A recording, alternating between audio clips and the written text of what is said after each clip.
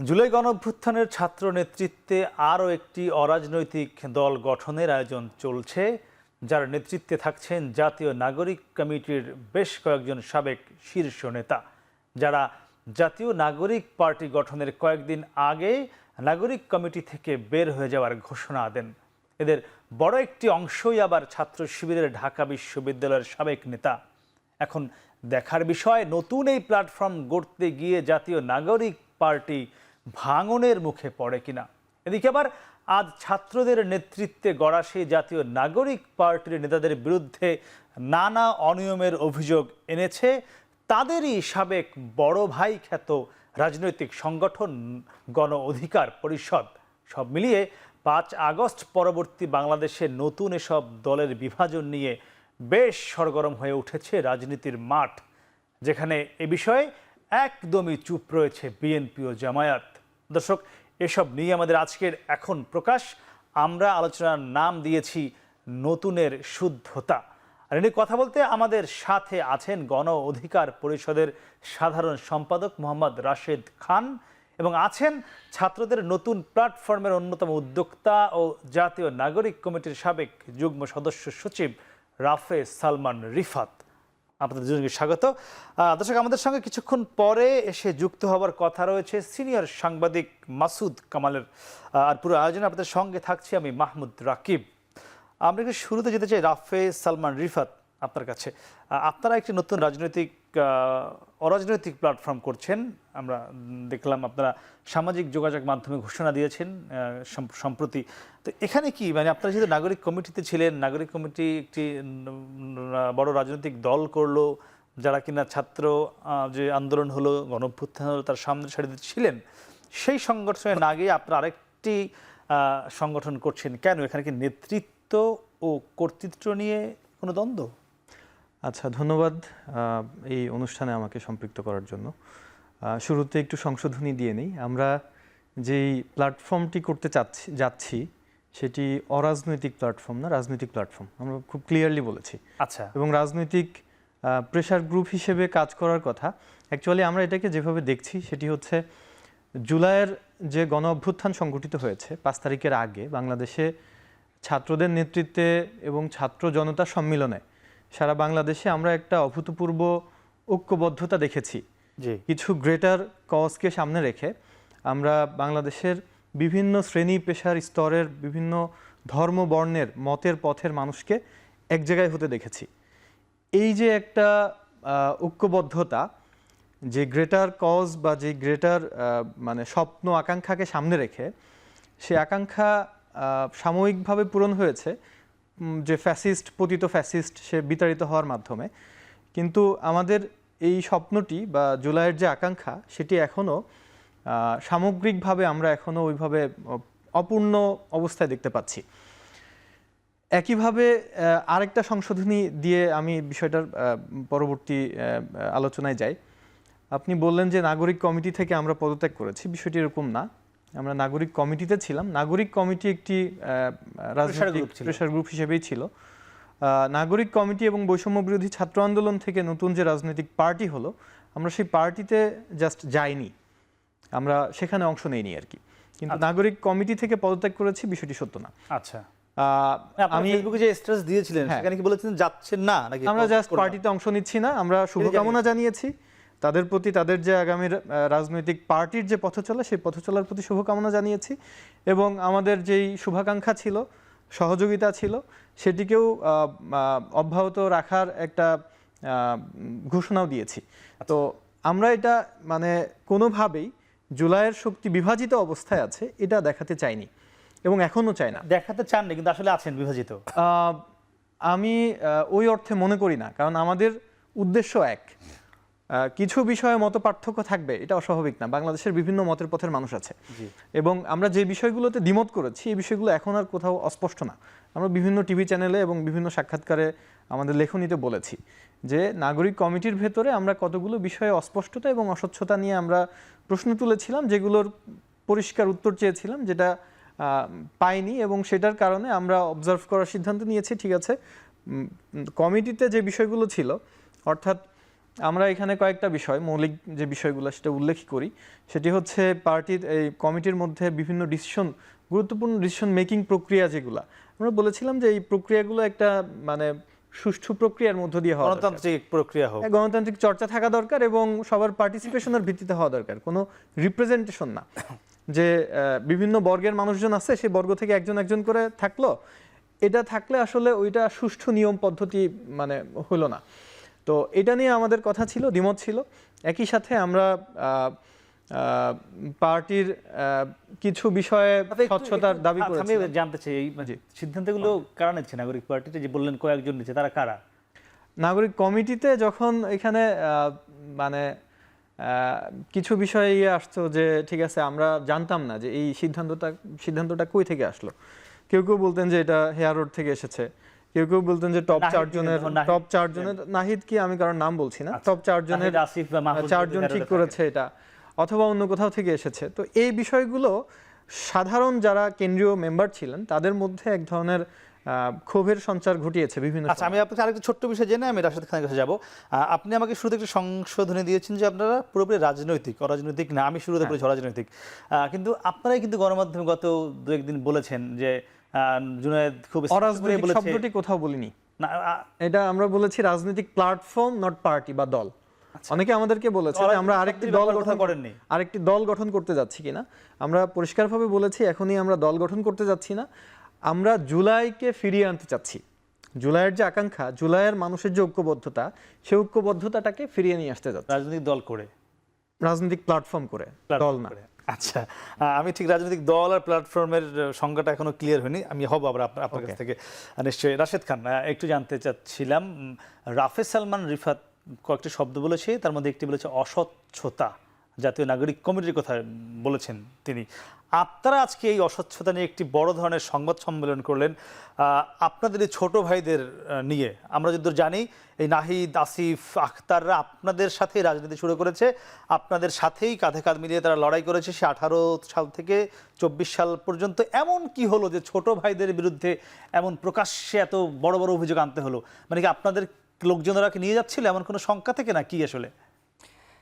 ধন্যবাদ সবাইকে, পবিত্র মাহে রমজানের শুভেচ্ছা। আমার মনে হয় যে আপনি আমাকে যে প্রশ্ন করেছেন তার অনেক উত্তর তিনি ইতিমধ্যে দিয়ে দিয়েছেন। যেমন অস্বচ্ছতা, এটি আসলে নতুন শক্তির কাছ থেকে মানুষ কোনোভাবেই প্রত্যাশা করে না। বিশেষ করে গণ অভ্যুত্থানের পরে যেহেতু আওয়ামী লীগের মতন একটি দলের এক ধরনের মানে পরাজয় হয়েছে বা ভেনিশ হয়ে গেছে আমার কাছে মনে হয়, সেক্ষেত্রে বাংলাদেশে আগামীতে আসলে বিরোধী শক্তি কে হবে বা আগামীর রাজনীতির যে শূন্যতা সেটি আসলে কারা পূরণ করবে। তো এক্ষেত্রে আসলে মানুষের নতুন রাজনীতির প্রতি একটি আকর্ষণ, আকাঙ্ক্ষা ছিল এবং সেটি অবশ্যই ছাত্রদেরকে মূল ফোকাসে রেখেই। কিন্তু ছাত্ররা শুরুতেই সবাইকে নিয়ে যে একসাথে পথ চলা, সেই পথ চলা আসলে তারা করতে পারেনি। যেমন তারা কিন্তু তাদের সাথে যুক্ত হয়নি। কেন হয়নি? এই যে তিনি বললেন যে সিদ্ধান্তগুলো হেয়ার রোড থেকে আসে। এখন এটি তো একটি রাস্তা, এখন এই রাস্তায় কারা থাকে বা রাস্তার আশপাশে কারা থাকে সেটা কিন্তু সবাই জানে, আপনিও জানেন, আমিও জানি। এখন এই যে নতুন পার্টি গঠিত হয়েছে, সেই পার্টি আসলে সরকারের আশীর্বাদ পুষ্ট পার্টি কিনা সেটি আমি মনে করি রাফেজ সালমান রিফাতের বক্তব্যের মাধ্যমেই সেটি এক ধরনের প্রমাণ হাজির হয়েছে। যেহেতু তিনি সরাসরি তাদের সাথে কাজ করেছেন মানে অভ্যুত্থানের পরে বা অভ্যুত্থানের সময়ে, তো সেক্ষেত্রে তার বক্তব্য অনুযায়ী এটা কিন্তু সরকারের আশীর্বাদ পুষ্ট পার্টি, অর্থাৎ সিদ্ধান্তগুলো ওই হেয়ার রোড থেকে আসতো, যেটি তিনি বললেন। এবং এটি কিন্তু আমরাও জানি, এটি আপনি সাংবাদিক হিসেবে জানেন, গোয়েন্দা সংস্থা জানে যে মূলত আসলে নাহিদ সাহেব যেহেতু আসলে এই প্ল্যাটফর্মে বা এই পার্টিতে তিনি আসলে পদত্যাগ করেই যুক্ত হয়েছেন মানে সপ্তাহখানিকের মধ্যে। আজ আপনি বলেন যে আসলে একটা পার্টি কি এত সহজ যে এক সপ্তাহের মধ্যে গঠিত হয়ে গেল? না, এটা আসলে তারা অভ্যুত্থানের পর থেকে তারা ধারাবাহিক একটি প্রক্রিয়া শুরু করেছে এবং সেই প্রক্রিয়ায় ওই যে হেয়ার রোডের বাসিন্দারা তারা যুক্ত ছিলেন। এই জন্যই আমরা বলছি যে সরকারে একদিকে থাকবেন, অন্যদিকে বিরোধী দলে থাকবেন, সরকারের বিরুদ্ধে বলবেন, সরকারের ক্রিমও খাবেন, এটা তো হতে পারে না। সুতরাং আপনারা পলিটিক্যাল প্ল্যাটফর্ম পার্টি করতে চান, রাজনীতি করতে চান, ভালো কথা। আমরাও তো অভ্যুত্থানের শক্তি, তারাও তো অভ্যুত্থানের শক্তি, সাংবাদিকরাও শক্তি, আমরা সবাই শক্তি। সুতরাং এক্ষেত্রে আপনি সুবিধা ভোগ করবেন সরকারের, আর আমি মানে বঞ্চিত হব, এটি তো আসলে অভ্যুত্থানের চেতনা না, এটি তো ন্যায় বিচার না, আপনারা কি এটি তো বঞ্চিত সাম্যতা হচ্ছেন? না। আপনারা কোথায় বঞ্চিত অবশ্যই বঞ্চিত। ছাত্ররা যারা পার্টি সরকার গঠন শুনতে পাচ্ছেন করেছে, না, এরকম কিছু? দেখেন যারা পার্টি গঠন করেছে তাদের 3 জন উপদেষ্টা ছিল, একজন পদত্যাগ করে পার্টির দায়িত্ব নিয়েছে, বাকি 2 জন রয়েছে, এবং অন্যান্য উপদেষ্টারা এই 2 জন ছাত্র উপদেষ্টার অনুগত, এবং যে পদত্যাগ করেছে তারও অনুগত। প্রেস সচিব কি বলেছে? তিনি বলেছেন যে নাহিদ ইসলাম একদিন প্রধানমন্ত্রী হতে পারেন। এই কথা কি রাশেদ খান, তিনি বলতে পারেন? এখানে কি এই যে আপনারা উপদেষ্টা হতে পারলেন না, ওই কষ্ট থেকে বঞ্চিত? না, কষ্ট কেন? আমরা তো ন্যায় বিচার চাই। ন্যায় বিচার মানে কি? ন্যায় বিচার মানে যার আপনারা যতটুকু উপদেষ্টা পরিষদে ভূমিকা। যেতে চান এরকম কিছু? আমি আপনাকে ক্লিয়ার উত্তর দিই, সেটি হলো ন্যায় বিচার এবং সাম্যতা আপনাকে বুঝতে হবে। সেটি হলো আমরা ওই সময় প্রস্তাব রেখেছিলাম যে অভ্যুত্থানে যে সকল শক্তি আছে, এই সকল শক্তির সমন্বয়ে একটি জাতীয় সরকার গঠন করেন বা বিপ্লবী সরকার গঠন করেন। ওই সময় আমাদের কথা গুরুত্ব দেওয়া হয়নি, পরবর্তীতে নাহিদ ইসলাম নিজেই বলেছেন। এখন আমার কথা হলো যে আপনি সরকারের সুযোগ সুবিধা ব্যবহার করে পার্টি করবেন, আর বাকি অভ্যুত্থানের শক্তিরা বঞ্চিত হবে, তাদের ক্ষতি করবেন, এটি তো আসলে হতে পারে না। আমরা তার প্রতিবাদ জানিয়েছি, এবং এটি যদি আপনার কাছে মনে হয় যে আমরা হইতে পারি নাই বলে প্রতিবাদ জানিয়েছি, না, আমরা যে অন্যায় হচ্ছে এই অন্যায়ের প্রতিবাদ জানিয়েছি। এখন হাসিনার সময় যদি আপনি বলতেন যে রাশেদ ভাই আপনি হাসিনার ওই এমপি হতে পারতেছেন না, ক্ষমতা পাইতেছেন না, এই জন্য হাসিনার বিরুদ্ধে প্রতিবাদ করেছেন, এটা কোনো কথা হলো? ঠিক একইভাবে তো আপনার কথাটা ওইভাবে হয়ে যায় যে আমরা হয়তো এই সরকারের উপদেষ্টা হতে পারি নাই বলে আমরা প্রতিবাদ করেছি। বিষয়টা এরকম না। প্রতিবাদ তো আসলে এই সরকারের অন্যায় নিয়ে সরকার যে নিরপেক্ষতা হারাচ্ছে, সরকারকে সঠিক লাইনে রাখার জন্যই আমরা প্রতিবাদ করছি। কারণ এই যে সরকারের উপদেষ্টারা আছে, যতটা না প্রধান উপদেষ্টার অনুগত, নাহিদ তো বের হয়ে তার থেকে বেশি অনুগত এই 2 জন ছাত্র উপদেষ্টার। আপনি তাদের বক্তব্য বুঝেন না, শোনেন না, কি বলে তারা? মনে হয় যে এই 2 জন ছাত্র উপদেষ্টার অনুগত না হলে তাদের পদ থাকবে না, চেয়ার থাকবে না, সারাক্ষণ জি হুজুর জি হুজুর, মানে রাজার সাথে প্রজার আচরণ। আমাদের কাছে সেটাই মনে হচ্ছে, এবং আর তার প্রতিবাদ আমরা জানিয়েছি। আচ্ছা, এখানে এমন কোনো মানে শঙ্কা আছে কিনা? আমরা দেখেছি আপনাদের বেশ কিছু নেতারা যুক্ত হয়েছেন ইতিমধ্যে নাগরিক পার্টিতে, আপনাদের ছাত্র সংগঠন যেটা ছিল সেখান থেকেও যুক্ত হয়েছেন। এই যে চলে যাচ্ছে বা একটি সফল দল নাগরিক পার্টি, আপনারা যখন 18 সালে কোটা আন্দোলন করেছিলেন সেটি পুরোপুরি সফলতা হয়নি, এখন পুরোপুরি সফলতা পেল, মানে এই শঙ্কার জায়গা থেকে কি যে যেহেতু চলে যাচ্ছে আপনাদের ছেলে মেয়েরা, সেটি থামাতে এমন কিছু? দেখেন, আমরা যখন 2018 সালে কোটা সংস্কার আন্দোলন করি, সেটি একটি সামাজিক আন্দোলন ছিল, এবং সেই আন্দোলন সফল হয়েছিল। পরবর্তীতে সেই আন্দোলনকে প্রতারণা করে আবারও কোটা ফিরিয়ে আনে, এরপরে তো গণ অভ্যুত্থান হয়। এই গণ অভ্যুত্থানে আমাদের সবার ভূমিকা আছে। এখন দেখেন, তারা যেটি করছে, যেহেতু তারা ইতিমধ্যে আমাদের কতিপয় নেতাকর্মীকে লোভ লালসা দেখিয়েছে যে আমাদের সাথে আসো, তোমাদের আসন নিশ্চিত করব, তোমাদের নির্বাচনী খরচ দেব, এইভাবে বিভিন্নভাবে প্রলোভন দেখিয়েছে, এবং এটি সত্য। তারা যেহেতু সরকারে আছে এবং তারা সরকারের সুযোগ সুবিধা ভোগ করছে, ইতিমধ্যে আপনি তো নিজেই দেখেছেন দেশ টিভি সহ বিভিন্ন জায়গায় তাদের যে বিষয়গুলো, সেগুলো আসলে বিতর্কিত বিষয়গুলো সামনে এসেছে। তাদের হাতে তো আসলে টাকা পয়সার অভাব নাই। এরশাদের সময় আপনি নিশ্চয়ই জানেন যে ওই সময়কার ছাত্রনেতারা, ছাত্রদলের বড় বড় নেতারা, ছাত্রলীগের বড় বড় নেতাদেরকে রাতের অন্ধকারে ধরে নিয়ে গিয়ে প্রতিমন্ত্রী বানিয়ে দিয়েছে। তো টাকা পয়সার কাছে অনেক প্রতিবাদী, অনেক বিপ্লবীও কিন্তু অনেক সময় বিক্রি হয়ে যায়। তো ঠিক একইভাবে আমাদের নতুন একটি দল, নতুন শক্তি, সেখানে কেউ একজন কতিপয় মানে ব্যক্তি হয়তো বিভ্রান্ত হতেই পারে।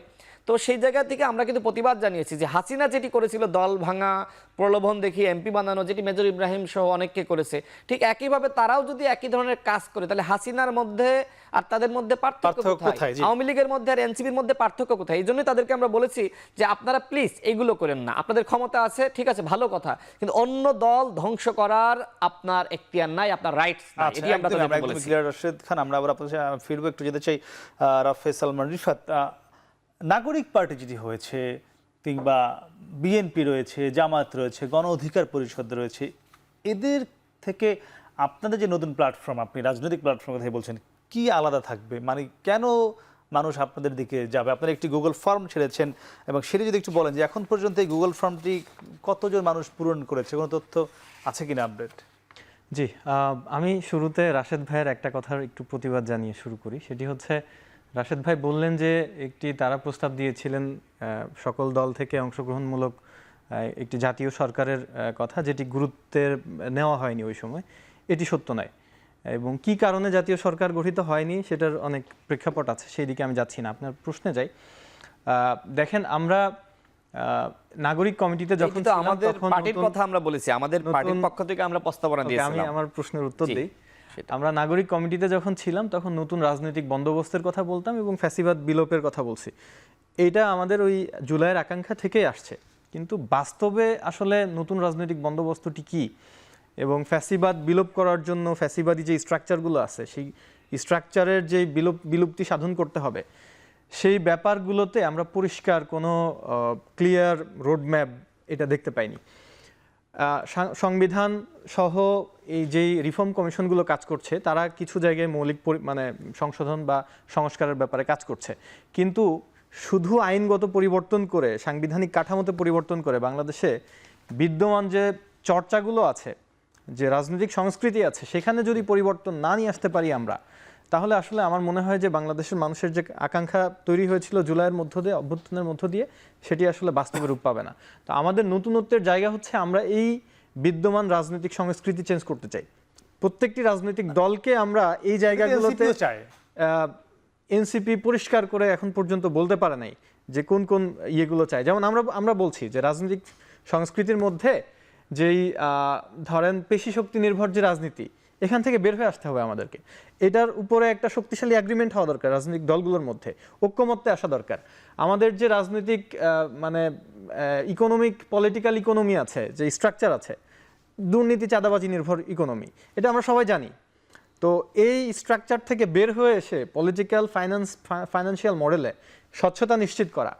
আমরা বাংলাদেশে ডেমোক্রেটিক চর্চার শুরুয়াত করতে চাই 15-16 বছরের ফ্যাসিবাদের পরে, এবং এই গণতান্ত্রিক উত্তরণের মধ্য দিয়ে আমরা যখন যাব এবং দেখব যে কোনো পার্টির অভ্যন্তরে গণতন্ত্রের কোনো চর্চা নাই, তাহলে আসলে কিভাবে আমরা প্রকৃত গণতন্ত্র মানে ইয়ে করব।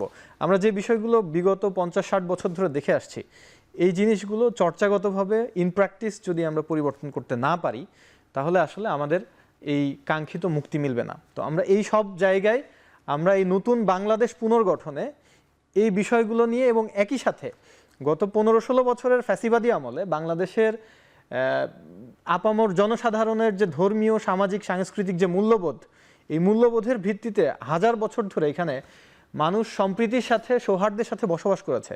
হিন্দু মুসলিম পাশাপাশি বসবাস করেছে, কেউ সাম্প্রদায়িক কার্ড খেলে নাই এবং সম্প্রীতি নষ্ট করে নাই। কিন্তু ফ্যাসিবাদ আমাদেরকে দেখিয়ে দিয়েছে যে এই সামাজিক চুক্তিগুলো, সামাজিক এই মেলবন্ধনগুলো নষ্ট হয়ে গেছে। আমি জানতে চাইছিলাম যে এখন পর্যন্ত কি পরিমাণ মানুষ আপনাদের এই ফর্ম পূরণ করেছে, আমাদের কারা কারা করছে, কোন পেশার মানুষ? যে আমাদের এটা নিয়ে বিশ্লেষণ চলছে। আমাদের এখন পর্যন্ত প্রায় 15,000-এর মতো মানুষ সারা দেশ থেকে আমাদের এই ফর্মে আমাদের সাথে সংযুক্ত হয়েছে।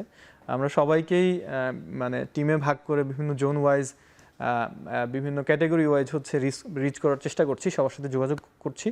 এবং যেহেতু আমরা ঘোষণা দিয়েছি যে আমাদের প্ল্যাটফর্মটি আগামী এপ্রিলে আমরা লঞ্চ করতে চাই, তো এর মধ্যে আমরা আমাদের সামগ্রিক যে পেপার ওয়ার্ক, আমাদের স্ট্রাকচার থেকে শুরু করে আমাদের ফিলোসফি বা আমাদের যে এজেন্ডা, কর্মসূচি, এই জিনিসগুলো আমরা এর মধ্যে জনগণের মতামতের ভিত্তিতে নির্ধারণ করব। আচ্ছা, আপনারা এখানে বলেছেন যে আমরা বিশ্বাস করি নতুন রাজনৈতিক সংস্কৃতি এবং ধর্মীয় বিশ্বাস ও মূল্যবোধের প্রতি শ্রদ্ধাশীল সামাজিক চুক্তির ভিত্তিতে বাংলাদেশ পুনর্গঠন সম্ভব। এই ধর্মীয় মূল্যবোধ বা ধর্মীয় বিশ্বাস, দুটি কথা আপনারা এখানে এনেছেন। আপনাদের এই সংগঠন কি ধর্মকে বেশি গুরুত্ব দিয়ে এগোবে, এমন কোনো বিষয় আছে কিনা? দেখেন, বাংলাদেশের মানুষের যে ধর্মীয় বিশ্বাস এবং ধর্মীয় যে মূল্যবোধ, এই মূল্যবোধের ভিত্তিতেই কিন্তু আমাদের সোশ্যাল ফেব্রিক বা সামাজিক যে গঠন, এটি প্রতিষ্ঠিত। আমরা বিগত ফ্যাসিবাদী আমলে ওয়ার অন টেরর থেকে মানে উত্থিত হওয়া যে ইসলামোফোবিয়া, ইসলাম বিদ্বেষ, এই জিনিসটি গত 15 বছরে দেখেছি। বাংলাদেশে গত 15 বছরে ফ্যাসিবাদী কাঠামোর মধ্য দিয়ে বাংলাদেশের মানুষের, সিংহভাগ মানুষের, মুসলিম জনগোষ্ঠীর যে ধর্মীয় বিশ্বাস, মূল্যবোধ এবং তাদের যে প্র্যাকটিস, তাদের যে চিহ্ন, উপাদান, দাড়ি, টুপি থেকে শুরু করে সব কিছু নিয়ে একটা মানে মারাত্মক ইসলামোফোবিক অবস্থা বা পরিবেশের মধ্য দিয়ে যেতে হয়েছে। এবং এই পরিবেশ বাংলাদেশের মানুষের যে সামাজিক চুক্তি, সেই সামাজিক চুক্তিগুলোকে বিনষ্ট করে দিয়েছে। এই যে ধর্মীয় সম্প্রীতির জায়গা, যেটা আমি একটু আগে বললাম, এটিকে অনেক ক্ষেত্রে নষ্ট করে দিয়েছে। এবং সাম্প্রদায়িকতা একটা কার্ড হিসেবে ব্যবহৃত হয়েছে, পলিটিক্যাল টুল হিসেবে, এবং সেটি ফ্যাসিবাদকে শক্তিশালী করেছে, ফ্যাসিবাদকে বিভিন্ন ক্ষেত্রে লেজিটিমেসি দেওয়ার ক্ষেত্রে ব্যবহৃত হয়েছে। তো এই বিষয়গুলো থেকে বের হয়ে আসতে গেলে বাংলাদেশের আপামর জনসাধারণের মধ্যে এই ধর্মবিশ্বাস, সামাজিক যে মূল্যবোধ এবং সাংস্কৃতিক যে মূল্যবোধ, এগুলো চর্চা স্বাধীনতা এবং এই মূল্যবোধের ভিত্তিতে সামাজিক একটা শক্তিশালী চুক্তির মধ্য দিয়ে আমাদেরকে একটা ঐক্যবদ্ধ বাংলাদেশি জাতিতে পরিণত হতে হবে। আমরা সেই চুক্তির পুনর্বহাল চাচ্ছি। যে আমরা ফিরবো। রাশেদ, একটু জানতে চাই, ঢাকা ওয়াসার আউটসোর্সিং এর যে নিয়োগ নিয়ে সমন্বয়কদের সুপারিশ, সেটি নিয়ে আজকে আপনারা কথা বলেছেন। আমার প্রশ্নটি হলো, যে সুপারিশের যে তালিকাটি আমরা দেখেছি বা আপনারা দেখেছেন, সেখানে এই সমন্বয়ক বা সমন্বয়কের বা উপদেষ্টার পিএস এর সুপারিশ যতগুলো রয়েছে, এর পাশাপাশি আরও অন্যান্য রাজনৈতিক দলেরও সুপারিশ রয়েছে, বিএনপি সহ আমরা দেখেছি অন্যান্য পেশাজীবীদের সুপারিশ রয়েছে। আপনারা কেন শুধুমাত্র যারা এনসিপির সঙ্গে সংশ্লিষ্ট তাদের বিরুদ্ধে আঙ্গুল তুলছেন, অন্যদের বিরুদ্ধে কেন আঙ্গুল তুলছেন না? এখানেও কোনো আপনার এই আঙ্গুল তোলার ক্ষেত্রে বৈষম্য করলেন কিনা আমি সূত্র জানবো। তবে দর্শক, তার আগে ছোট্ট একটি বিরতি, ফিরছি একটু পরে, সঙ্গেই থাকুন।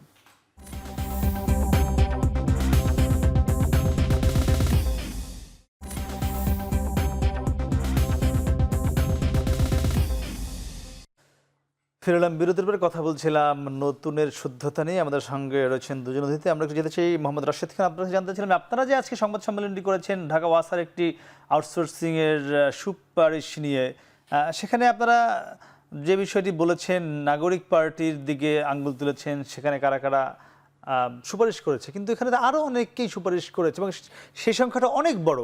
তাদের দিকে কেন আঙ্গুল তুললেন? আপনারা কি এখানে ট্যাগিং করছেন নাগরিক পার্টিকে? না, আমরা তো যখন প্রতিবাদ করেছি তখন বা গণমাধ্যমে নিউজ এসেছে, তখন কিন্তু এই বিষয়গুলো নিয়ে এসেছে। পরবর্তীতে দেখলাম যে এনসিপির কেউ কেউ পোস্ট করছে যে অন্যান্য দলের পক্ষ থেকেও এ ধরনের সুপারিশ করা হয়েছে। দেখেন, অন্যান্য দল কি করলো আর আমার দল কি করলো, সে ধরনের আপনার যদি আমি পার্থক্য করতে চাই, তাহলে অন্য দলের সাথে আপনার পার্থক্য কোথায়?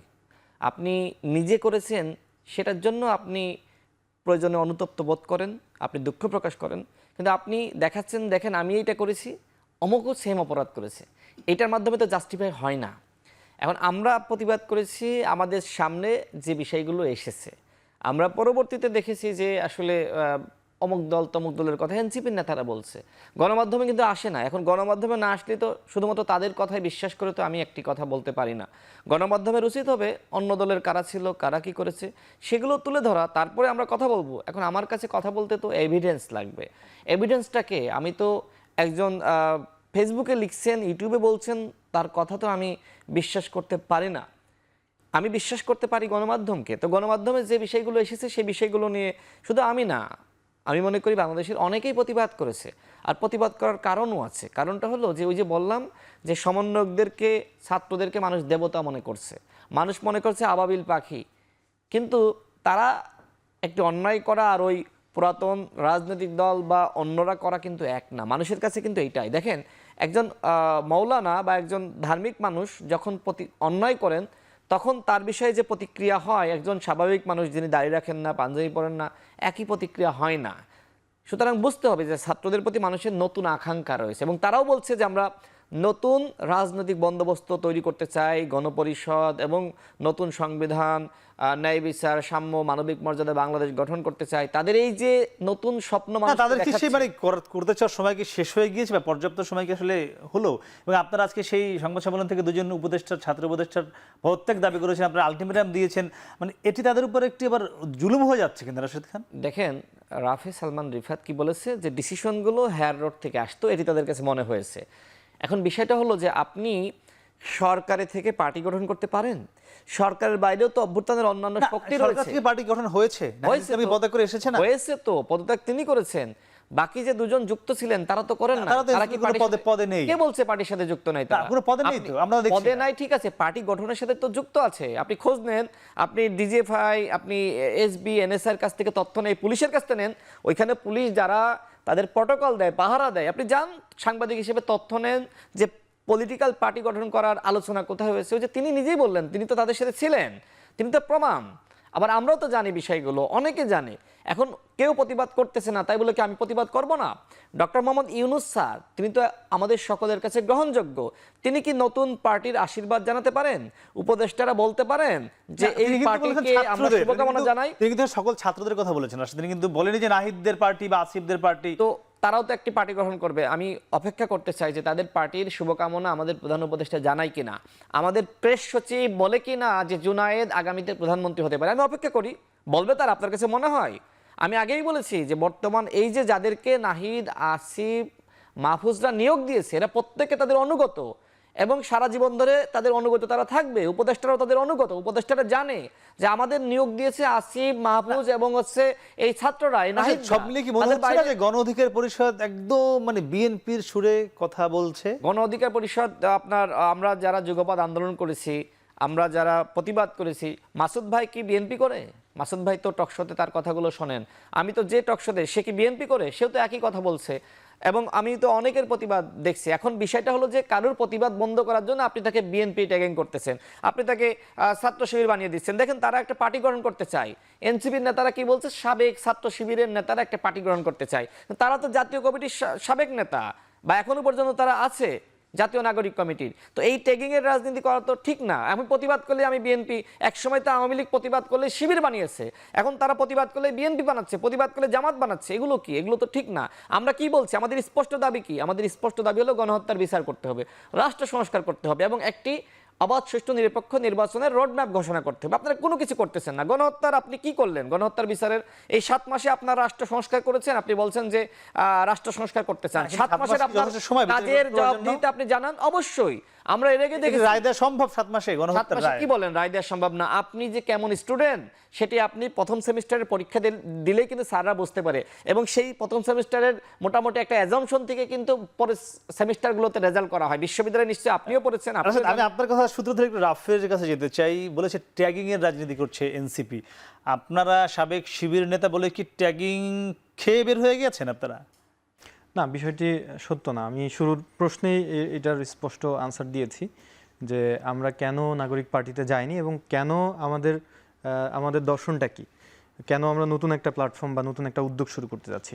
সো যদি কেউ ট্যাগিংয়ের এই রাজনীতিটা করতে চায় তার বিরুদ্ধে তাদের বিরুদ্ধে আমাদের লড়াই জারি থাকবে। কারণ আমরা গত 15-16 বছর ধরে এই ট্যাগিং ফ্রেমিংয়ের বিরুদ্ধে কিন্তু লড়াই চালিয়েছি এবং ছাত্র জনতার অভ্যুত্থান দেখেছে গত 16 বছরে যে ফ্যাসিবাদ যে আকারে বাংলাদেশে গেড়ে বসেছিল তার একটা বড় হাতিয়ার ছিল ট্যাগিং করা। তো ট্যাগিং যেহেতু ফ্যাসিবাদের টুল, সো ফ্যাসিবাদের টুল কখনো আবারও বাংলাদেশের এই নতুন রাজনৈতিক ব্যবস্থায় ফিরে আসতে আমরা দিব না। এটা হচ্ছে আমাদের প্রতিজ্ঞা। সো আমার মনে হয় না যে আপনাদের এই যে নতুন দলটি করছেন সেখানে কোন কোন মানে সবাই কি ছাত্র যুক্ত হচ্ছে কিনা, বা আরো যে অন্যান্য ধর্ম রয়েছে, নারী পুরুষ, পাহাড়ি মানে আদিবাসী, তাদের বিষয়ে কোনো আমরা সবাইকে নিয়েই এই রাজনৈতিক প্ল্যাটফর্মটি করতে যাচ্ছি। ইতিমধ্যে আমাদের বিভিন্ন অর্থাৎ জুলাই অভ্যুত্থানের যত অংশীজন আছে সব পক্ষের সাথে আমরা যোগাযোগ করছি এবং একই সাথে শুধুমাত্র মানে অরাজনৈতিক বা সাধারণ জনগণ নয়, ছাত্র জনতার মধ্যে আবার বিভিন্ন শ্রেণী পেশার মানুষ এবং বিভিন্ন বর্গের বিভিন্ন মতের পথের মানুষ, তাদের সাথে তো যোগাযোগ হচ্ছে। আমরা একই সাথে রাজনৈতিক দলগুলোর সাথেও যোগাযোগ করব এবং করছি, যাতে করে আমরা সবাইকে জুলাইয়ের আকাঙ্ক্ষার উপরে নিয়ে আসতে পারি যে দেখেন এই বিষয়গুলোতে আমাদের ঐক্যবদ্ধ হওয়া দরকার। এবং আমাদের কর্মসূচিগুলো আমরা ওইভাবে ডিজাইন করার প্ল্যান করছি যে আমরা যাতে সবাইকে জুলাইয়ের ওই স্পিরিটের উপরে নিয়ে যেতে পারি। জুলাইয়ের শহীদ এবং আহতদের যেই চাওয়া এবং তাদের যে মর্যাদা নিশ্চিত করা, তাদের যে সেটিকে আপনারা সামনে রেখে এগোবেন। এগুলোকে সামনে রেখে রাফে আমরা আবারও ফিরবো। দর্শক নিচ্ছে আমরা ছোট একটি বিরতি, ফিরছি একটু পরেই, সঙ্গেই থাকুন।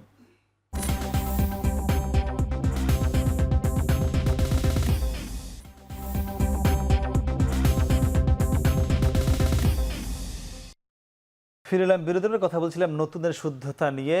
আমরা একটু যেতে চাই সিনিয়র সাংবাদিক মাসুদ কামাল, তিনি আমাদের সঙ্গে আবারও যুক্ত হয়েছেন অনলাইনে। যানজটের কারণে তিনি আমাদের স্টুডিওতে আসতে পারেননি।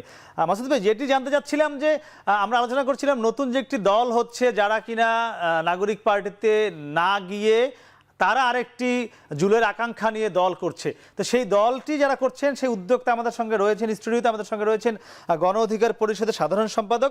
তা আপনার কাছে জানতে চাই, এই যে ছাত্রদের নতুন দল, মানে আমরা বলতেই পারি যে ভেঙে আরেকটি দল হচ্ছে, এটি আপনি জুলের আকাঙ্ক্ষা কতটুকু বাস্তবায়ন হচ্ছে এই কাজটিতে, কি মনে হয় আপনার কাছে? যে পার্সোনালি নতুন আরেকটা দল করার যে ব্যাপারটা, এটাকে আমি অপছন্দ করি না। আমি মনে করি এটা বরং ভালো এই কারণে যে জুলাইয়ের আকাঙ্ক্ষা, জুলাইয়ের যে আন্দোলনটা ছিল, সে আন্দোলনটা কি একটা মাত্র দল করেছিল? করেনি তো, অনেকগুলো দল করেছিল, বিভিন্ন মতের লোক ওখানে একত্র হয়েছিল।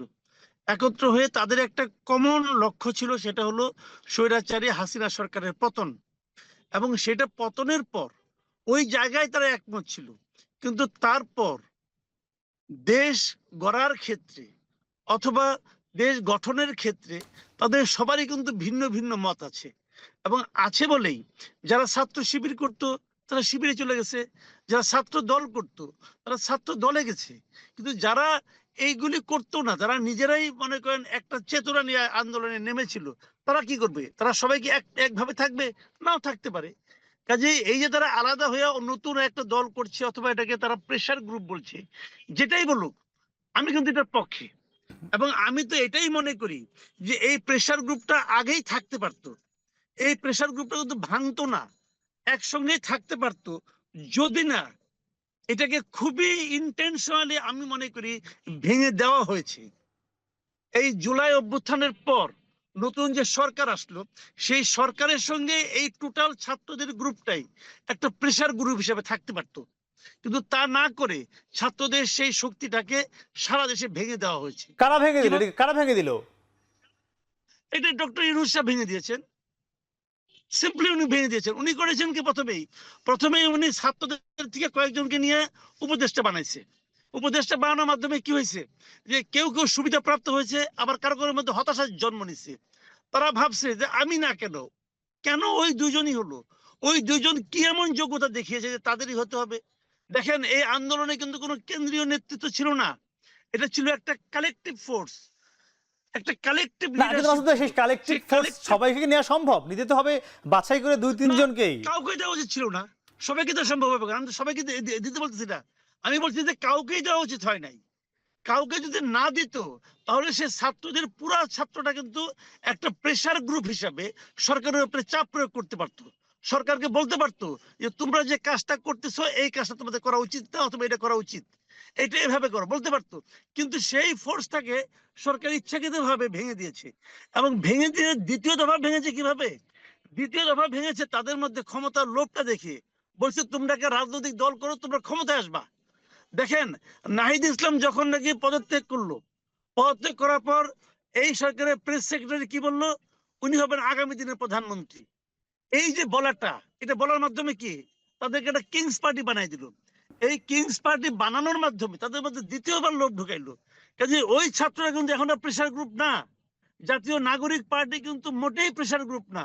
এই জাতীয় নাগরিক পার্টি কিন্তু এই সরকারের কোনো ভুল ভ্রান্তির কোন রকম সমালোচনা তারা কিন্তু করে না এবং করবেও না। সেই বিবেচনায় যদি একটা পক্ষ, একটা দল, একটা গ্রুপ যদি সেখানে না যে তারা যদি আন্দোলনের সঙ্গে থাকে এবং প্রেসার গ্রুপ হিসেবে কাজ করতে চায়, আমি তো তাদেরকে ওয়েলকাম করব। আমি বলবো তারাই আসলে ঠিক কাজটা করতেছে। জি, তবে জি কামাল ভাই, মাসুদ আপনি আমাদের সঙ্গে থাকুন, আমরা আপনার সঙ্গে যুক্ত হব। আপনি যদি গাড়ির মধ্যে রয়েছেন, আমরা এভাবে আপনার সঙ্গে আবারও যুক্ত হব। রাশেদ ভাই, একটু জানতে চাচ্ছিলাম যে তিনি যেটি বলেছেন মাসুদ কামাল ভাই, যে এই প্রেশার গ্রুপকে তারা ওয়েলকাম করছেন, তারা চাক সেটি তিনি চাচ্ছেন। আমি এর সঙ্গে আপনার কাছে জানতে চাইবো যে আপনারা যতটা না আমরা দেখছি এই এনসিপি বা তাদের নিয়ে কথা বলছেন, আওয়ামী লীগ নিষিদ্ধের ক্ষেত্রে আপনারা ততটা সোচ্চার রয়েছেন কিনা? হ্যাঁ, ধন্যবাদ। আমি এই প্রশ্নের উত্তর দেওয়ার আগে আরেকটি কথা বলতে চাই, না হলে ভুলে যাব। সেটি হলো, দেখেন, এই তিনজন ছাত্ররা যখন শপথ নিল, সে সময় কিন্তু বৈষম্যবিরোধী আন্দোলনের পক্ষ থেকে এমনকি সার্জিসরাও বলেছিলেন যে যারা আগামীতে নির্বাচনে অংশ নেবে না, তারাই মূলত সরকারে গিয়েছে। জি। এখন নাহিদ সাহেব যেহেতু পদত্যাগ করে তিনি একটি পার্টির সভাপতি হয়েছেন বা আহ্বায়ক হয়েছেন, তিনি কি তাহলে আগামী নির্বাচনে অংশ নেবেন না? তিনি তো উপদেষ্টা হয়েছিলেন। এই কারণেই তো বৈষম্য সৃষ্টি হচ্ছে যে তিনি উপদেষ্টা হওয়ার কারণে যে ধরনের একটি ফেস ভ্যালু বলেন, পরিচিতি বলেন পেয়েছেন, ছাত্রনেতা হিসেবে থাকলে, প্রেশার গ্রুপের নেতা হিসেবে থাকলে এটি পেতেন না। সুতরাং এই যে তিনি বা তারা ওয়াদা করলেন জনগণের কাছে যে আমরা রাষ্ট্র সংস্কার করতে চাই, আমরা যারা সরকারে গিয়েছি আমরা আগামী নির্বাচনে অংশ নিব না, আসলে তো নেওয়া যায় না, কারণ এই সরকার নিরপেক্ষ সরকার। সেই তারা রাষ্ট্র সংস্কার বা গণহত্যার বিচারটা শেষ না করে তারা পদত্যাগ করলেন। তার মানে কি? তার মানে গণহত্যার বিচার বা রাষ্ট্র সংস্কার বা আওয়ামী লীগকে নিষিদ্ধ করা তার থেকেও গুরুত্বপূর্ণ বিষয় হয়ে দাঁড়িয়েছে দল গঠন করা, এবং এই দলের মাধ্যমে আগামীতে হয়তো তারা ক্ষমতায় যেতে চায়। ডক্টর ইউনূস স্যার নিজেও তাদেরকে সহযোগিতা করার আশ্বাস দিয়েছেন তার বক্তব্যের মাধ্যমে। আমার এটাই মনে হয়েছে, যেহেতু তিনি অলরেডি বলেছেন যে ছাত্রদের দল গঠন করা দরকার, অন্যথায় এই অভ্যুত্থানের চেতনা নষ্ট হয়ে যেতে পারে, অন্যরা আবার এসে সেই ধরনের ব্যবস্থা ফিরিয়ে আনতে পারে। তার মানে ডক্টর ইউনূস স্যারের সহযোগিতা আশীর্বাদ এখানে আছে। আওয়ামী লীগের নিষিদ্ধের ব্যাপারে যেটি বলছেন, দেখেন আমাদের গণ অধিকার পরিষদের 3টি বয়ান, সেটি হলো 1 গণহত্যার বিচার, 2 রাষ্ট্র সংস্কার, 3 হলো যে আপনার রোডম্যাপ, নির্বাচনী রোডম্যাপ বা সরকারের পরিকল্পনা প্রকাশ করা। আমি অন্তত আমার বক্তব্যে প্রত্যেকটা দিন অন্তত আমি বলছি আওয়ামী লীগকে নিষিদ্ধ করতে হবে। আজকেও যে প্রেস কনফারেন্স করেছি সেখানেও বলছি যে 71-এ একবার শেখ মুজিবের নেতৃত্বে 30,000 মানুষকে হত্যা করা হয়েছে। যারা সুশীল সমাজ বা যারা বুদ্ধিজীবী তারা কতটা আওয়ামী লীগ নিষিদ্ধের বিষয়ে কথা বলছে, আপনার কাছে কি মনে হয়? আচ্ছা, তো ওইখানে আসতেছি। তো 24-এ একবার শেখ হাসিনার নেতৃত্বে গণহত্যা, সুতরাং 3য়বার আওয়ামী লীগের এই ব্যানারে সংগঠিত হয়ে আর কোনো গণহত্যা বাংলাদেশে হোক সেটি অন্তত আমরা চাই না। দেখেন বাংলাদেশের সুশীল সমাজের ইতিহাস আমরা জানি কি হয়েছিল। আমি বলি উপদেষ্টা পরিষদেও আছেন, আমি নিজে ফোন দিয়েছি, আমি বলেছি যে একটু প্রোগ্রামটায় আসেন না, আপনি আসলে কথা বললে একটু গুরুত্ব বাড়ে, প্রতিবাদটা একটু সারা বাংলাদেশে ন্যাশনালি ইন্টারন্যাশনালি ছড়িয়ে পড়ে। তারা আসেননি, তারা হয়েছেন উপদেষ্টা, এবং এটি সত্য, নানান অজুহাত দেখিয়েছে। উপদেষ্টা হয়তো আমার কথা শুনবেন, তিনিও জানেন। আপনাদের অবস্থান কি আওয়ামী লীগ নিষিদ্ধের বিষয়ে কি থাকবে আপনাদের নতুন প্ল্যাটফর্মের? আমরা অলরেডি আমাদের যেই ফেসবুক পোস্টের মাধ্যমে যেই ঘোষণাটি দিয়েছি যে সামনে আমরা নতুন একটি রাজনৈতিক প্ল্যাটফর্ম নিয়ে আসতে যাচ্ছি, ওই ঘোষণার মধ্যে স্পষ্টভাবে লিখেছি যে আমাদের যেই জুলাইয়ের স্পিরিট বা আকাঙ্ক্ষার এক জায়গাটাতে ঐক্যমত্যে আসা দরকার, যেই ঐক্যমত্যে আমরা এখন আসতে পারি না, সেটা হচ্ছে আওয়ামী লীগ প্রশ্ন। যে আওয়ামী লীগকে আমরা নিষিদ্ধ করতে পারছি, বা আওয়ামী লীগ বাংলাদেশে যেভাবে ফ্যাসিবাদ কায়েম করেছে এবং যেভাবে গুম খুন দুর্নীতি করেছে, বাংলাদেশের সমস্ত কাঠামো, সিস্টেম এবং ইনস্টিটিউশনগুলোকে ধ্বংস করেছে। তো এরকম বিচারের পূর্বে এবং এই যে গণহত্যাকারী ফ্যাসিস্ট যেই এগুলো আছে তাদেরকে একটা বিচারের আওতার মধ্য দিয়ে নিয়ে আসার মাধ্যমে যদি আমরা মানে তাদের প্রশ্নে এক জায়গায় না আসতে পারি এবং আওয়ামী লীগকে নিষিদ্ধ করতে না পারি, তাহলে আগামী ইলেকশন কেন কারা বাধার সৃষ্টি করছে কি মনে হয়? আমরা এই জায়গাটাতে ঐক্যবদ্ধতা দেখছি না। এই জায়গাটাতে জুলাইয়ের কারা নাই, কোনো রাজনৈতিক দলও তো ওইভাবে, বিএনপি বলি, জামাত বলি বা অন্য সবাই, তারা কিন্তু আওয়ামী লীগ নিষিদ্ধের ব্যাপারে সোচ্চার হচ্ছে না ঐক্যবদ্ধভাবে। শুধু রাজনৈতিক দল না, বাংলাদেশের সুশীল সমাজ থেকে শুরু করে এই জুলাইয়ের অভ্যুত্থানের পক্ষের যতগুলো শক্তি আছে, তারা যেভাবে সেই সময়ে অ্যান্টি আওয়ামী হিসেবে বা অ্যান্টি ফ্যাসিস্ট হিসেবে যে আন্দোলন চালিয়েছে, এই মুহূর্তে সেখানে এক হচ্ছে না। আমি যেতে চাইবো আবার মাসুদ কামাল ভাইয়ের কাছে আমি আসবো। মাসুদ ভাই, একটু বিষয় জানতে চাই, এখানে যে দুজন অতিথি রয়েছে তারা দুজনে একটি কথা বলছিলেন যে আওয়ামী লীগ নিষিদ্ধের প্রশ্নে বড় বড় রাজনৈতিক দল এবং বিশেষ করে বলেছেন যে সুশীল সমাজ ও বুদ্ধিজীবীরা একমত হতে পারছে না। কেন আপনারা পারছেন না কেন? না, আমি সুশীল সমাজের প্রতিনিধি না রে ভাই, আমি একজন সাধারণ মানুষ। হ্যাঁ, তো আমার বক্তব্যটা আমি বলি, আমি নিজে আওয়ামী লীগ কেন, আমি কোন রাজনৈতিক দলই নিষিদ্ধ করার পক্ষে না, কোনোটারই না। আমি স্টেট বলি আপনাকে যে যখন নাকি জামাতকে নিষিদ্ধ করছে, নিষিদ্ধ করার পর ওই আওয়ামী লীগ তো থাকলো মাত্র কয়েকদিন, ওই সময়েও কিন্তু আমি প্রকাশ্যে বলেছি আমি জামাত নিষিদ্ধের পক্ষে না। যে যুক্তি আপনি দেখান না কেন, আমি কারো গলা চেপে ধরার পক্ষে না। আমার কথা হলো সবাই যার যার বক্তব্য নিয়ে থাকবে। নিষিদ্ধ রাষ্ট্র করবে না, নিষিদ্ধ সরকার করবে না, নিষিদ্ধ করবে জনগণ। যদি তার কর্মকাণ্ড জনগণ প্রত্যাখ্যান করে তাহলে সেই দল অটোমেটিক্যালি বিলুপ্ত হয়ে যাবে, মারা যাবে। নিষিদ্ধ আপনি করতে পারবেন না, কেউ করতে পারে নাই। আওয়ামী লীগ গত 15টা বছর ধরে টানা জামাতকে মাঠেই দাঁড়াতে দেয় নাই, জামাতকে অফিসটা পর্যন্ত খুলতে দেয় নাই। এতে জামাত কি ক্ষতিগ্রস্ত হয়েছে? তখন মনে হয়েছে ক্ষতিগ্রস্ত হয়েছে। আমি তো মনে করি জামাত আরো শক্তিশালী হয়েছে। কাজেই যাকে আপনি নিষিদ্ধ করবেন, দেখেন 2009 সালে হিজবুত তাহরিরকে নিষিদ্ধ করছে।